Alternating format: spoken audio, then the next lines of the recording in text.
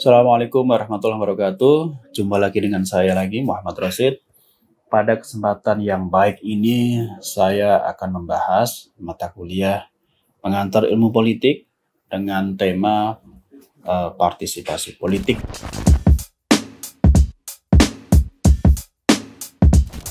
Oke, baik. Sebelum saya menjelaskan secara lebih detail mengenai partisipasi politik, saya mencoba untuk memaparkan sub capaian pembelajaran mata kuliah. Yang pertama, mahasiswa mampu menjelaskan partisipasi politik. Yang kedua, mahasiswa mampu menganalisis dinamika partisipasi politik dalam sistem demokrasi. Nah, kalau kita definisikan ya partisipasi politik. Nah, ini ada beberapa definisi. Yang pertama dari Anwar Arifin, kemudian dari Profesor Miriam Budiharjo. Ini dari Prof. Anwar Arifin. Partisipasi politik adalah keterlibatan warga negara secara individu dalam kegiatan politik sampai pada bermacam-macam level di dalam sistem politik. Jadi partisipasi politik itu sebetulnya melibatkan seluruh warga negara. Dalam apa? Dalam sistem demokrasi, dalam kegiatan-kegiatan demokrasi. Tentu kita bicara demokrasi tidak hanya pemilu saja. Banyak sekali kegiatan-kegiatan yang kemudian beririsan dengan sistem demokrasi. Misalnya soal musyawarah, ya, kemudian menyampaikan pendapat dan sebagainya. Itu juga bagian dari partisipasi politik, ya, di levelnya masing-masing.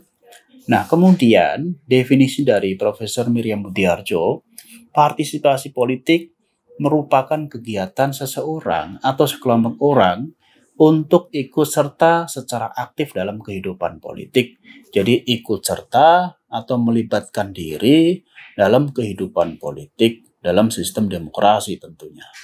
Nah, misalnya seperti memilih pimpinan negara atau dalam pilpres kita berpartisipasi. Itu juga bagian dari partisipasi politik ya dalam menurut Profesor Miriam Budiharjo. Itu dari pendefinisian. Apa sebetulnya pentingnya partisipasi politik? Nah, disinilah pentingnya dalam sistem demokrasi. Tentu kita bisa membedakan antara sistem demokrasi dengan sistem monarki misalnya. Demokrasi itu semakin tinggi tingkat partisipasi politik, maka akan semakin baik, ya. Maka akan semakin bagus. Jadi tingkat partisipasi politik itu akan berdampak pada political performance, penampilan politik. Seperti orang memakai bajunya bagus, mahal misalnya, baru, itu tentu kelihatannya lebih menarik ya dibandingkan dengan bajunya robek-robek, compang-camping dan sebagainya. Tentu penampilannya tidak menarik. Begitu juga dengan politik. Ketika pemilu, entah itu pileg dan pilpres atau pilkada, tingkat partisipasinya itu tinggi, itu akan menarik dan akan berdampak pada political performance, penampilan politik. Begitu. Jadi semakin tinggi tingkat partisipasi politik, maka akan semakin baik political performance-nya. Semakin rendah tingkat partisipasi politik, maka juga akan semakin buruk penampilan politiknya. Seperti itu ya. Nah, kemudian apa saja bentuk-bentuk partisipasi politik? Nah, kita bedakan pertama bentuk konvensional, ya, kemudian bentuk non-konvensional. Nah, bentuk konvensional itu seperti pemberian suara atau voting dalam mekanisme untuk memutuskan suatu pilihan, ya. Misalnya seperti pilpres, pileg, itu kan bentuknya adalah voting, pemberian suara. Yang kedua, diskusi politik, ya. Misalnya kita ini juga bagian dari partisipasi politik karena kita mendiskusikan politik, ya. Ada pertanyaan, ada jawaban, kemudian terjadi dialektika. Itu termasuk juga bentuk partisipasi politik. Kehadiran Anda di sini dalam proses pembelajaran ini termasuk juga partisipasi politik karena apa? Di situ ada diskusi, ada dialektika yang kemudian bisa berdampak kepada kemajuan suatu bangsa. Seperti itu, karena SDM itu akan berpengaruh suatu bangsa, ya, apakah maju atau mundur. Yang ketiga kampanye, ya ketika ada kampanye itu juga bagian dari partisipasi politik ya. Kemudian membentuk dan bergabung dalam kelompok kepentingan, entah itu interest group, pressure group, ya ketika Anda misalnya menjeburkan diri dalam suatu kelompok kepentingan, baik itu pressure group maupun interest group, itu bagian dari partisipasi politik. Misalnya Anda bergabung dalam anggota ICW ya, Indonesian Corruption Watch. Kemudian Anda mengadvokasi isu-isu soal korupsi. Ya, itu bagian dari partisipasi politik. Yang kelima, lobby, komunikasi individual kepada pejabat. Nah, lobbying, negosiasi, dan sebagainya itu bagian dari partisipasi politik. Kemudian pengajuan petisi, advokasi kebijakan, dan sebagainya. Misalnya ketika ada kebijakan pemerintah yang tidak sesuai dengan apa yang diharapkan oleh masyarakat, kemudian Anda teriak-teriak di depan gedung DPR atau menyampaikan secara elegan melalui tulisan-tulisan di media massa, itu juga bagian bentuk partisipasi politik. Dalam hal ini adalah bentuk konvensional. Apa kemudian kalau ada bentuk konvensional berarti ada bentuk non-konvensional. Nah, bentuk yang tidak biasa atau non-konvensional itu apa? Demonstrasi. Nah, itu bagian dari bentuk non-konvensional.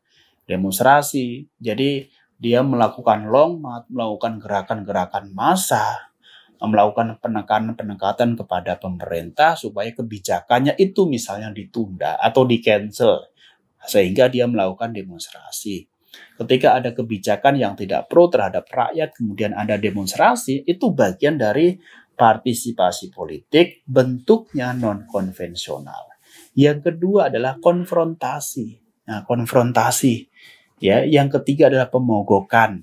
Misalnya buruh, ya, demonstrasi kemudian tidak diakomodir oleh kepentingan pengusaha dan pemerintah, maka dia melakukan pemogokan. Dia berarti bentuknya non-konvensional, yang tidak biasa, yang kemudian ini juga mungkin alasannya adalah mendesak dan lain sebagainya. Nah, bentuk partisipasi politik yang lain ada 3 ya. Yang pertama adalah partisipasi aktif, partisipasi pasif, dan partisipasi yang dimobilisasi. Ya.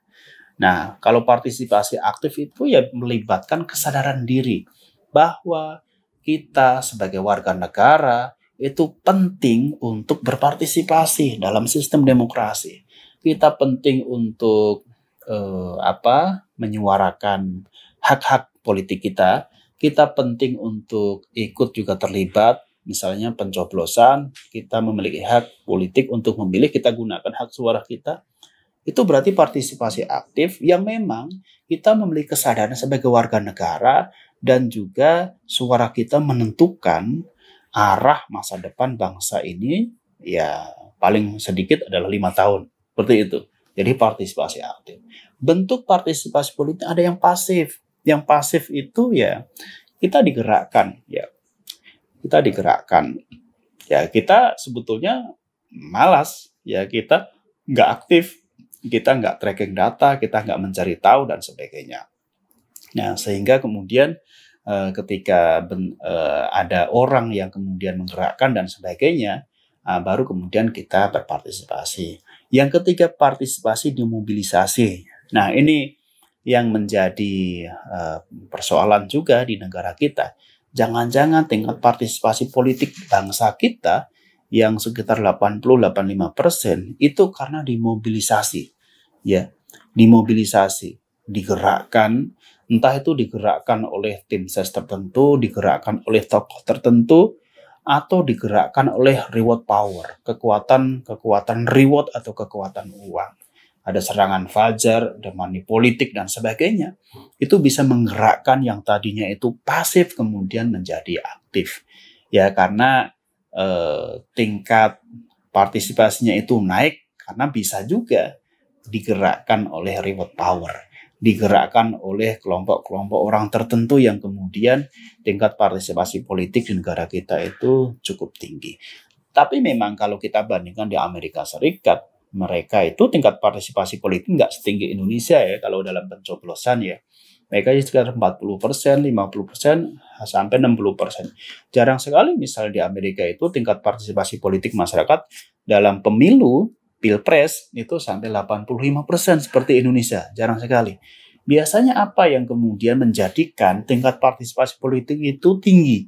Ya ada hope, ya ada harapan, ada ekspektasi. Ya, di Indonesia itu ya ketika tingkat partisipasinya politik ini salah satunya ya variabel yang pertama tadi dimobilisasi, variabel kedua bisa kemudian ada hope, ada ekspektasi, ada harapan dari masing-masing calon ini. Apalagi kemudian semakin banyak capres alternatif, bisa jadi kemudian itu bisa berdampak pada peningkatan tingkat partisipasi politik.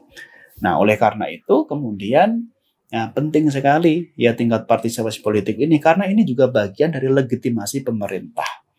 Ya, semakin kuat legitimasi pemerintah, maka biasanya didukung tingkat partisipasi politik yang tinggi juga. Tapi ketika tingkat partisipasi politiknya rendah, maka juga akan semakin lemah legitimasi pemerintah. Karena apa? Karena dipilih oleh minoritas, bukan mayoritas. Begitu. Ya, kalau dipilih, makanya kemudian yang jadi presiden itu mereka yang memiliki suara mayoritas, bukan suara minoritas. Karena itu yang memberikan representasi bahwa didukung oleh banyak masyarakat secara kuantitas. Seperti itu. Nah, selanjutnya,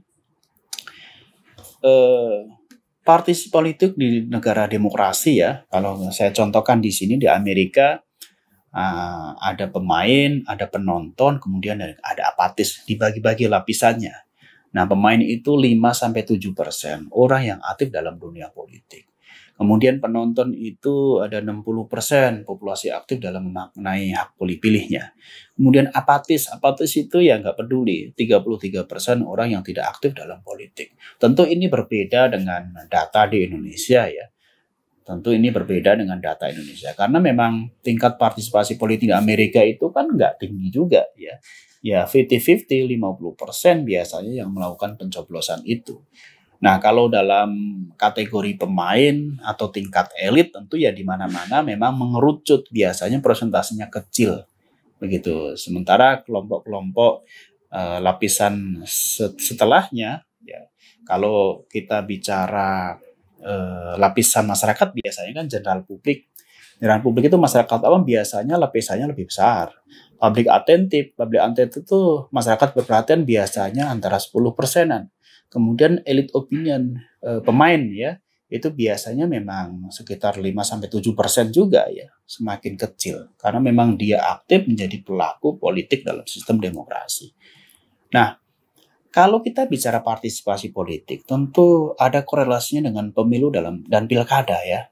Nah, apa sebetulnya pemilu itu? Ya, dalam sistem demokrasi, pemilu adalah sarana kedaulatan rakyat untuk memilih anggota DPR, anggota DPD, presiden dan wakil presiden, dan untuk memilih anggota Dewan Perwakilan Rakyat Daerah atau DPRD.